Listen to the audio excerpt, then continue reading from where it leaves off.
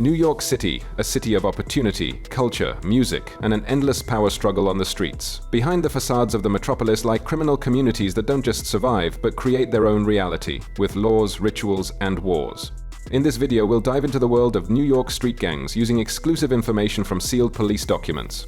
There is no room for romance here. We'll show how the city's most dangerous and influential groups operate. Among them are the Bloods, one of the most brutal and numerous gangs on the East Coast, controlling prisons, neighborhoods, and mines. Their creed is blood in, blood out, and their discipline is deadly serious. Opposing them are the Crips. Originally from the West Coast, they brought their blue neck aesthetic, street codes, and war with the Bloods to New York. Special attention is warranted for the almighty Latin King and Queen Nation, an organization with a political flair, crowns on their emblems, and an ironclad hierarchy. They preach respect, knowledge, and unity, but behind the words often lie drugs, extortion, and murder. Alongside them are the Netters, a Puerto Rican gang that is particularly active in the prison system and emphasizes its national identity. Also in this video, you'll learn about the presence of Mara Salvatrucha, one of the most violent Latin American gangs in the world, operating with extreme cruelty in New York's immigrant neighborhoods, and Mexican groups connected to cartels who remain in the shadows but are no less threatening. All these gangs are dangerous due to their internal discipline, brutal initiations, street violence, and influence on youth. They control trafficking, robberies, the arms market, and the spread of fear. And most importantly, they're deeply tied to hip-hop culture, through rap, visual style, language, music videos, and street folklore. We are deliberately not touching on the Italian mafia and traditional criminal syndicates. This video is about those who grew up on the streets, who are in some way tied to hip-hop, live by their own codes, and wage a war invisible to most. This isn't fiction, this is street truth.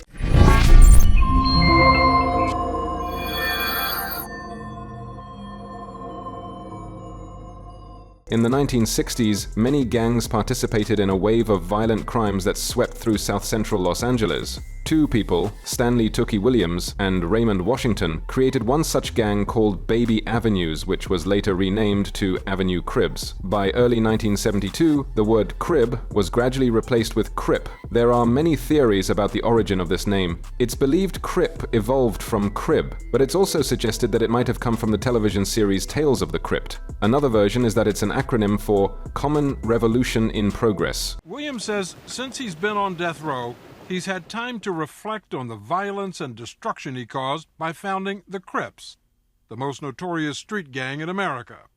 And 11 years ago, in an effort to redeem himself, he made an appeal to street gangs everywhere to make peace. Working together, we can put an end to this cycle that creates deep pain in the hearts of our mothers, our fathers, and our people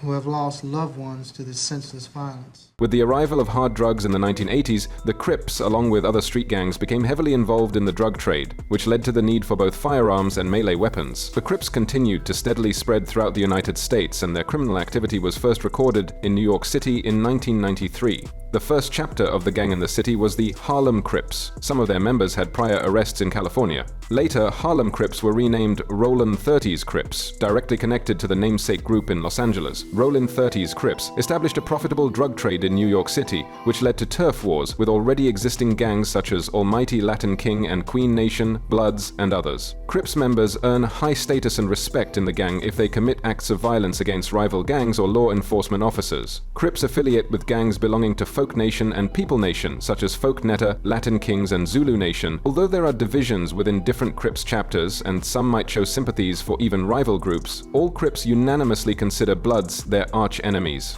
Whenever a Crips member writes the letter B, they must cross it out as a sign of contempt toward the Bloods. Currently, even though the number of Bloods in New York remains higher, the number of Crips is constantly growing, and more inmates on Rikers Island are switching allegiance from Bloods to Crips. Across the United States, Crips already outnumber the Bloods. Y'all think Crips got to do with money? It ain't got nothing to do with money. That's protecting your homeboys, watching out for one another. If somebody came up to you tomorrow, grabbed you and said, I got a job, a good pay for you, would that make a difference? Come on, let's go now. They ain't gonna stop me from cripping. But you take the job too, wouldn't you? Huh? You take the job too? I'm a Crip at work. Crips are considered less organized and structured compared to other street gangs within Folk Nation and People Nation. Each Crips set effectively has its own structure. Usually, each set has one main leader, and their second in command is called a half man. The first 5 members of a set are given blessed status. They're accepted into the gang simply by a handshake from the leader. One can also be born a Crip if their family belongs to the gang, but most recruits go through a brutal initiation process. For this, the leader must approve if he believes the person is a fit for Crips. Then the recruit is told he will be locked, that is, accepted into the gang. This happens through a beating. 6 seasoned Crips beat him for 60 seconds. After being accepted, the recruit must prove loyalty. Drink milk, which means spill slob blood, that's how they refer to Bloods, by slashing, beating, or shooting them. The Crips' color is blue, symbolizing that the member is a soldier. Gray means the member is in a state of war. On the East Coast, Crips wear bandanas, hats, tattoos, and piercings on the left side of the body. On the West Coast, everything is worn on the right side. The city is home to numerous different gang sets, concentrated in various neighborhoods. They use a variety of names, preferring abbreviations or number codes, especially when tagging graffiti. For example, Black Gangster Disciples, the 6-pointed star symbolizes all street gangs that are part of Folk Nation. Each point holds a specific meaning. Crips have their own coded language, special phrases and expressions signifying certain actions and concepts. This language helps gang members hide the meaning of conversations from the police. Codes related to weapons and attacks are especially important, as they directly affect officer safety. Examples include Zero Snitch, 39, Love for All Crips, 31, Love for All Slobs, Bloods, 711, Enemy. Interestingly, there are specific rules on how to act against the Bloods. Here's a quote from police documents recording Crips members' testimonies. First, make sure it's really a slob and not just a poser. Before starting a confrontation, check if they've got a bandana or other signs. If their flag isn't out or is hidden, just throw Crips signs in the air and call him by his real name and as a slob. Don't stand too close. New York slobs love to strike with blades. If revenge is needed, report it at the meeting to your elder so he can assign the hit and attack on the slob set. Never mess with slobettes, Bloods girls. They can't be trusted. If they know where you live, they'll snitch to their people. Dog doesn't mean slob, it just means homie. New York slobs twist everything. Crippin' ain't just war with slobs, it's a way of life. Bloods used to be the main rivals of the Crips, but now there's just as many Crips are against one another than there are Bloods. A lot of Crips and Bloods have become allies because they share the same common Crip enemy. For example, the A-Trade Gangster Crips, they have a peace treaty going on with the Inglewood family Bloods. And that's because their borderline is connected right next to one another. So since our neighborhoods are so close to one another, you got to come through my neighborhood to get home. I got to come to your neighborhood to get home. Let's make this a blood-free zone. No violence. Not saying that we're homeboys or we're just a close hood, but let's keep the peace between this dynamic, between this area. The beef between the 6'5" Menlo Crips and the Hoover Crips, it goes way back. We actually all grew up together and went to school together. We became one of the biggest enemies to the Hoovers because our sets are so close to one another. To get to the Hoover hood, you got to come through our hood.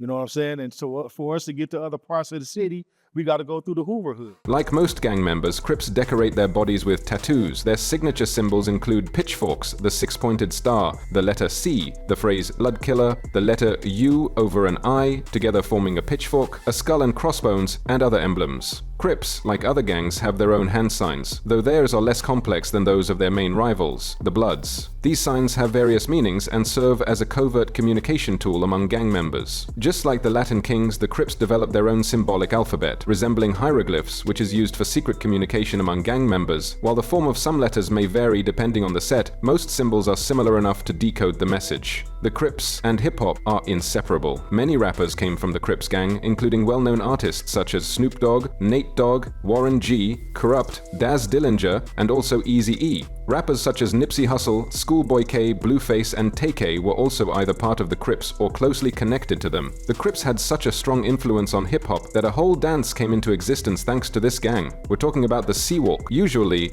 the C-Walk is performed by West Coast hip-hop and G-Funk rappers. The mainstream first saw the C-Walk in the late 1980s, when rapper Ice-T performed it on stage in front of cameras. But my true mission is just revenge. You ain't my set, you ain't my friend. Later on, rapper WCES also began using the C-Walk in his music videos, but unlike Ice-E.T., WCES made it clear that this wasn't a dance. In one of his tracks, he said the following: "Gangsters don't dance," meaning WCES used the C-Walk solely as a way to show love to other Crips members. The Seawalk was also censored in the Snoop Dogg video for the track Drop It Like It's Hot. Despite the Seawalk being in the mainstream for a while now, on the track The Streets Remix by WCE, Snoop Dogg said that the Seawalk is only for Crips members. When the pimp's in the crib, ma, drop it like it's hot, drop it like it's hot. And here's a comment from Snoop Dogg. It's not like us. Everybody Crip walks. Not Crip walk, they blood walk and Crip walk. It's both? Yeah, it's both. Walk is the thing. Sorry, I didn't know. Yeah, don't get it up. fucked up. It's real shit on the West. When you seen that stage when Kendrick was at that concert, Right. it was 98% Bloods up there. I thought it was Crips. I'm saying I'm from the East Coast. So Why would they have all that red on? Oh, Let me tell you what that record did do. Uh-huh. It unified the West. So that record did a lot for us on the West as far as uniting, so we should speak on that. Mustard on a beat, how deep out any rap nigga, he a freak. We already released a separate video about the Bloods, which you can watch on our channel. Here we'll focus on the specifics of this organization in New York. The Bloods gang emerged in Los Angeles in the early 1970s as a response to the growing influence of the Crips. The Bloods came to New York in 1993, starting in prisons, especially Rikers Island, where they quickly spread among inmates. Since then, they've become one of the largest and most aggressive gangs in the city. Because I heard the first Blood set in New York was what? Non-Trey. Non-Trey gangsters. So now all day. But hold up. Before that, we was under L Gang and Blood Gang, bro. It wasn't no sets. Negative. Talking to, when I point. Absolutely. When I talking to Mike. It wasn't no first five sets. It was just all L Gang, Blood Gang. Non-Trey didn't even. You just throw on the bandana and make sure you eat a nigga who's food and you good. No L gang, none of that. Blood, you my friend, bro. Negative. Nah, way. Taught you that. That's negative. That's a double. In the beginning, we had no codes. Stack, I'm knocking you out. But hold on. The Bloods in New York are made up of many sets, the most well-known being 9 Trey Gangsters, Sex Money Murder, G-Shine, and Valentine Bloods. Each set operates autonomously, but they are all united by a common ideology and enmity against the Crips. Within a set, there is a hierarchy. OG, Original Gangster, GF, Godfather, Soldiers, Recruits, etc. Joining the gang often involves brutal initiations, for example, a 31-second beating. The Crips are the Bloods' mortal enemies. The conflict between them started in California and was carried over to New York. An offensive nickname for Crips is Crabs. Both gangs use graffiti, handshakes, and tattoos to demonstrate their rivalry. The violence between them takes place both on the streets and in prisons. Colors: main, red, also black and maroon. Clothing: bandanas, baseball caps, and red clothing often worn on the left side of the body, unlike the Crips. Symbols: 5-pointed star, unlike the Crips' 6-pointed one, and the dog paw, often used in tattoos. Graffiti: numbers are used, for example 31, I have love for you, blood. 5-pointed stars, set initials, crossing out Crip symbols, phrases like CK all day or Crabs killer. Speaking of today, artists still openly show their gang affiliations. Rapper YG clearly expresses his affiliation through the design of the album Still Brazy and Stay Dangerous, as well as song titles like Bickenback Being Bull. He had a conflict with another artist, Tekashi 69, who also associated himself with the Bloods, but has now stepped away from the lifestyle because his gang considered him a snitch.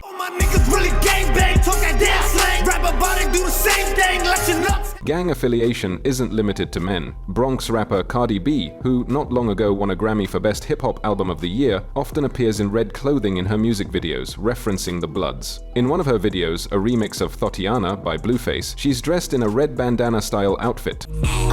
We ain't finished, tell 'em beat it up. And if the pussy stop breathing, give it CPR. Now let's move on to Latin American gangs. The Latin Kings are the oldest and largest Latin American street gang, founded in the 1940s in their homeland, Chicago, Illinois. The gang was founded by Puerto Rican immigrants whose unity movement originally began as a group advocating for the rights of Latin American prisoners in the Chicago area, which later spread throughout prisons across the US. The main goal of the gang became creating a unified force to protect their neighborhood, or territory. Their clashes with rival gangs eventually led to the Latin Kings gaining a reputation as a violent street gang. In the 1980s, the almighty Latin King and Queen nation rapidly expanded across 3 states, organizing chapters. Their ideologies spread throughout various correctional institutions, and once members were released, it hit the streets. Currently, the almighty Latin King and Queen Nation has around 100,000 members nationwide. Although the gang claims to be a legitimate organization, engaged in activism and community service, law enforcement recognizes their involvement in criminal activities, including drugs, weapons, extortion, carjackings, assaults, intimidation, fraud, beatings, stabbings, shootings, murders, and so on. Despite publicly promoting peace, harmony, education, and lawful employment, many of its members support themselves and the gang's cause through criminal activity. The organization even hired a public relations specialist to gain positive media coverage and public support. King Blood Luis Felipe, born in Cuba, is the godfather of the organization in New York. He illegally entered Florida and later joined the Latin Kings in Chicago.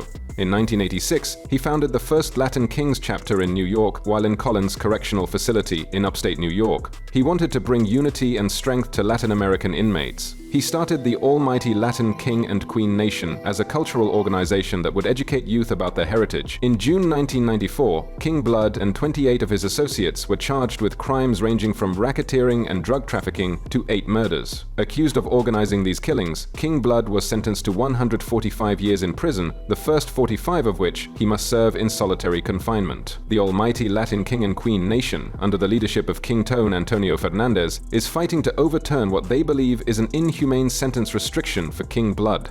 On May 14, 1998, King Tone was arrested along with 101 other members of the Latin Kings during Operation Crown, a joint investigation by the New York Police Department and the FBI into a conspiracy to distribute drugs. By the way, here's a piece from an interview with Antonio Fernandez, one of the founders of the organization. He expresses outrage at the sentence given to Luis Felipe. All these Western good, Bonnie and Clyde, there was gangsters in America before the Latin King, folks. You make movies about them cats. You honor them. You play them. So Luis Felipe, because he's a Latin King, and he ain't got the bodies none of these cats had. 145 years. 45 years no human contact. 45 years no phone call. 45 years no mail. 45 years. That's not a draconian sentence when, once again, you don't treat traitors like that. What is the signal you're sending to Black and Latino Americans in gangs, right? This is what I'm saying. So if he did wrong, and I was there in the trial, and I looked in his eyes, and he took his and he apologized. According to the rules and procedures of the Almighty Latin King and Queen Nation chapter, all members of this family are required to know and fully understand the meaning of the nation's colors. Black symbolizes the darkness in the unknown realm of death. It means that a member is ready to sacrifice beyond life itself to defend the 5 principles of this family: respect, honesty, unity, knowledge, and love. The hand gesture in the shape of a crown symbolizes, "I am a Latin king or queen." Gang members usually show this sign when gathering, whether at a meeting or on the street. The only requirement for a candidate in terms of experience is the voluntary decision to become a member without ill intent or under false pretenses. The organization requires each member to recognize its goals and accept its beliefs, understanding that the best experience is life experience itself. The nation also requires that candidates be of Latin American descent. Here are some rules of conduct within the organization. Admission is only allowed from the age of 18 and older. District representatives must conduct their own cultural classes. Only the representative leads the classes, and no other issues are addressed until the next meeting. At the meeting, no one other than the speaker is allowed to talk. First warning, 50 push-ups or holding a push-up position for 10 or 20 minutes. Second warning, 1 minute of physical punishment, beating in front of everyone. Anyone who misses a meeting must have a valid excuse. Missing 3 meetings without contacting leadership will count as a violation. Missing the second meeting, probation. Missing the third, physical punishment. Missing the fourth, expulsion from the nation. No one is allowed to bypass the chain of command. Anyone who breaks the chain of command will receive a violation.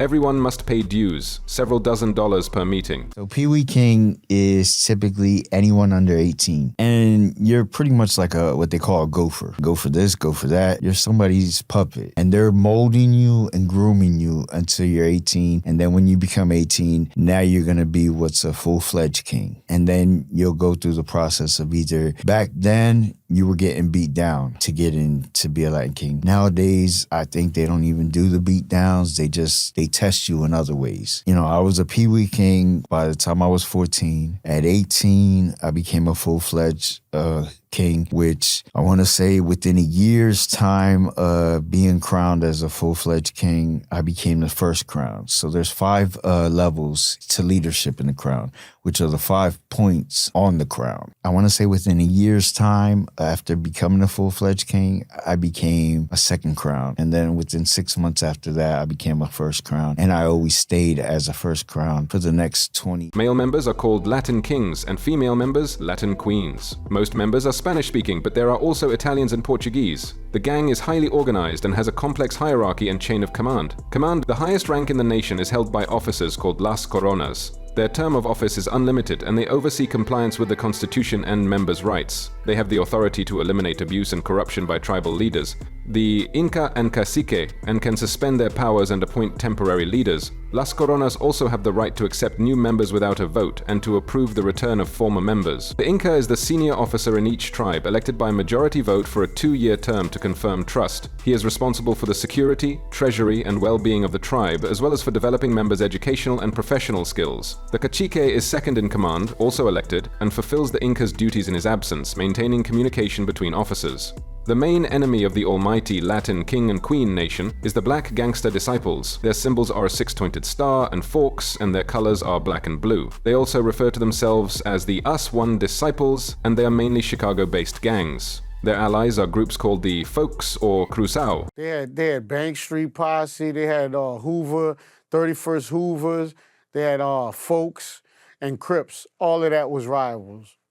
And that's why basically the Latin Kings and the Bloods ride under the 5, under the People's Nation, because they have the same rivals. When you think about gangs in California and Chicago, like everything was segregated within blocks, within demographics. So this block banged this, so you knew not to go on that block if you was part of a different sect. Right? So that was based upon demographics, you know, and then also it's territorial, you know, so like who's gonna run this territory? So if you're selling drugs in this territory, this other section can't come in and make money on your street because this is your street. You had a force behind you. It was like a machine, you know what I'm saying? Like, this is what you're doing, and these people are here to help validate that. Like I said, in the street life, when you in the streets, you need street cred. When you in the streets, you need to have power behind you. If not, the Jungle Creed states the strong must feed on any prey at hand. I was branded a beast and sat at the feast before I was even a man. Speaking of rap, in music videos by New York rappers of Latin American origin, you can often see the symbolism of the Latin Kings gang. For example, in music videos by the rapper King Side, you be fucking with the other side. Sometimes gang members go after other New York rappers, but not always in New York itself. That's what happened, for example, with Tekashi. In spring 2023, 3 men attacked Tekashi while he was at an LA fitness gym. After that, the rapper went to the hospital, but didn't stay there long. A week later, the attackers were arrested. They turned out to be Rafael Medina, his son Octavius, and Anthony Maldonado. It is known that the latter also trained at that gym and let the others in as his guests. According to TMZ, police have evidence that Rafael Medina is a leader of a Latin Kings chapter, which in turn is friendly with the Bloods gang, the very group Tekashi testified against. We should talk about another East Coast gang, the Netas. In 1975, Carlos Torres Iriarte, known as La Sombre, was imprisoned at El Presidio in Rio Piedras, Puerto Rico. According to him, he witnessed many crimes and acts of violence from other inmates, and in 1977 he founded a prisoners' rights group called the Monacilos Group. In 1980, this group became known as the Netas Association, which gained strong positions in many Puerto Rican prisons. In 1981, a rival prison gang, the Insectos, attempted to regain control of the prison and shot Iriarte. 6 months later, in revenge for the death of their founder, a member of the Netas killed the Insectos gang leader. The word Netas is an expression of joy and happiness, originating from an ancient indigenous ritual practiced by the Taíno people in Puerto Rico. At a child's birth, the parents waited for the first crescent moon, lifted the child atop a mountain toward the moon, and shouted Netas 3 times, meaning new birth in gratitude for the new life. Although the Netas initially began as a prison gang, they successfully expanded their influence across the United States, including New York. This gang is mainly involved in drug trafficking and is also engaged in various crimes such as burglary, armed robbery, and weapons trafficking. A federal investigation was conducted against the gang in New York, connected to murders and attempted murders, assaults, and other acts of violence. There is a legend about the origin of the Netas on Rikers Island, New York's main correctional facility. The Taino, ancestors of the Netas, believed trees to be servants of Mother Earth. They build homes, provide food, shade, wood, paper, purify air, and more. The founder of the Netas loved to read under a tree, so the Netas philosophy includes the tree as a symbol, believing that if a tree is cut down, its spirit and essence die with it. The Netas have a clearly organized hierarchical structure. The entire gang chapter participates in elections to determine who will hold 6 leadership positions. Candidates are evaluated on their knowledge of the educational points, 38 points covering the gang's origin, history, and symbolism. The main positions are leader, vice president, second in command, secretary, record-keeping and administration, treasurer, duty, collection and financial management, disciplinary officer, punishment for rule violations, and security officer, member, protection, and weapons management. The president and his team control daily operations, directing members to carry out missions and generate income, mostly from drug trafficking. The Netas' colors are red, white, and black, although black is sometimes replaced with blue. Black symbolizes mourning for the founder and all fallen gang members. White represents peace, harmony, and tranquility, which the gang continually strives for. Red stands for the bloodshed of fallen and future members. The Netas' greeting gesture is performed by a gang member and then directed toward the one receiving the greeting. Sometimes the phrase 150% de corazón, 150% from the heart, is said. The index finger symbolizes the weak, the middle finger, the Netas themselves, the ring finger, the Netas' leadership, the pinky, el monota, insectos, the rival gang of the Netas' founder in prison, and the thumb, Carlos Torres Iriarte, the gang's founder. Candidates for the Netas must first learn the gang's 7 basic steps before baptism and oath. These steps are: know the history of the Netas Association, know and live by the 25 rules, know the 7 prisons of Puerto Rico, know the 3 colors and their meaning, know and respect the organization's prayer, know the meaning of our beads, know why you want to become a Neta. Netas meetings are not as elaborate as other gangs, but they do hold unofficial gatherings, usually in schoolyards or public parks, and in the winter in community centers. The Netas, like other gangs, use graffiti to mark the territory of their chapter. The graffiti is usually placed on walls, sidewalks, or fences and serves as an expression of pride for the gang. They also use it to mark a neighborhood as their turf and to insult rival gangs. Usually, the Netas write the gang name, their slogan 150% de corazón, hearts, and more. Netas members, like most gangsters, decorate their bodies with tattoos. These include the gang name, the slogan 150% de corazón, little hearts, and the Puerto Rican flag. One of the most famous Puerto Rican rappers is Temperamento.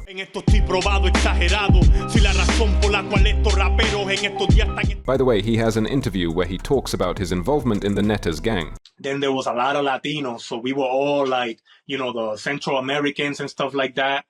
They had a gang, you know, because this is before MS-13. It was a different gang, but there was the Lion Kings, the Nietas, La Familia, and then it's crazy. A lot of us, like we on the first day, we looked around and I was in a group of like 15 people just talking, and one of them was like, "Yo, forget that, we should make our own gang."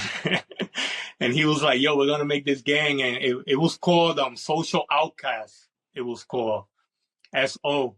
And you know, at first, you know, everybody respected us. We were jumping people like in lunch. We would go to the field and like jump people in, and you know, things got crazy. Like I said, things got so crazy that, you know, Latin Kings and Nietas were organized. They had true leadership, right, in the streets. So they were like, nah, like you got to cut that out. So they came and broke it out. And that's when I showed the Nietas, and, you know, I learned a little bit about their history, about them being in the prison in Puerto Rico and taking over the prisons and, you know, fighting for the prisoners over there. So, you know, that's what led me to it. But because I was that guy that was kind of like the peacemaker, you know, I was never really attracted to the violence. I was in it. And finally, a short word about Mara Salvatrucha. We also have a separate video on them, but it's important to mention how they're represented in New York. The Mara Salvatrucha gang emerged during the civil war in El Salvador in the 1980s. The majority of participants were peasants who rose up against a brutal and unjust regime, and many were connected to the Farabundo Martí guerrilla movement. After the war, over 1 million Salvadorans fled the country, including many former fighters and street gang members from the original La Mara. These migrants mostly settled in Southern California and Washington, and later began expanding their influence to other United States states. The gang became known as Mara Salvatrucha, which translates to Eternal Salvador, and the number 13 symbolizes the letter M,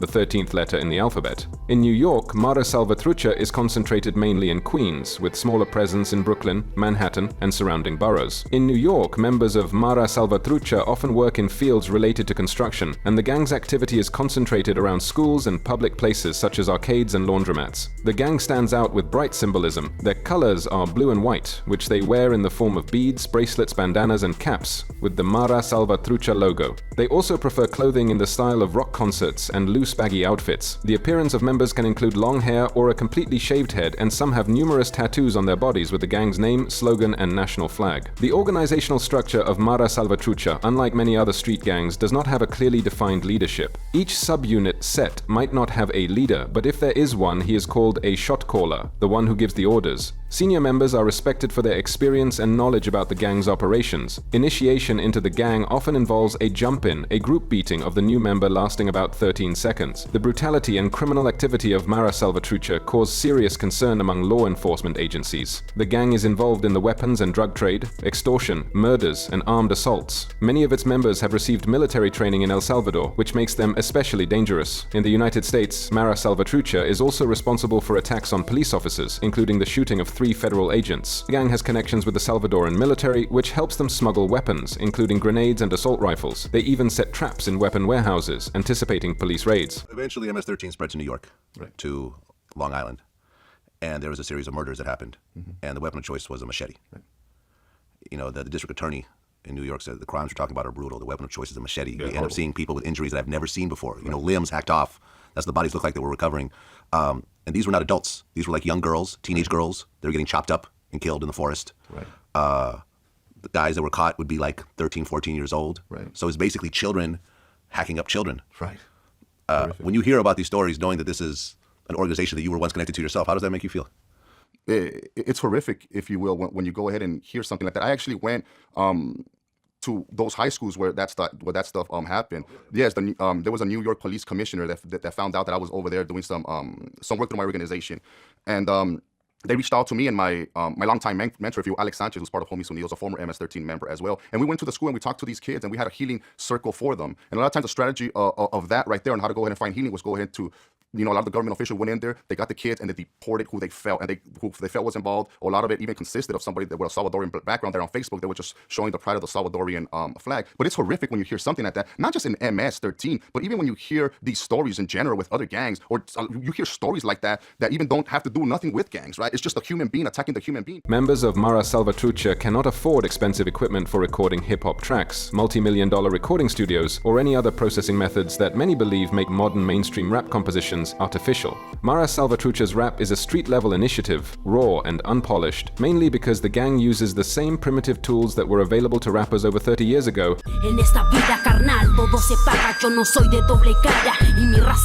The place where a track is recorded and produced is a defining factor in sound quality. And sound quality is the main difference between tracks recorded in the United States and those recorded in other countries.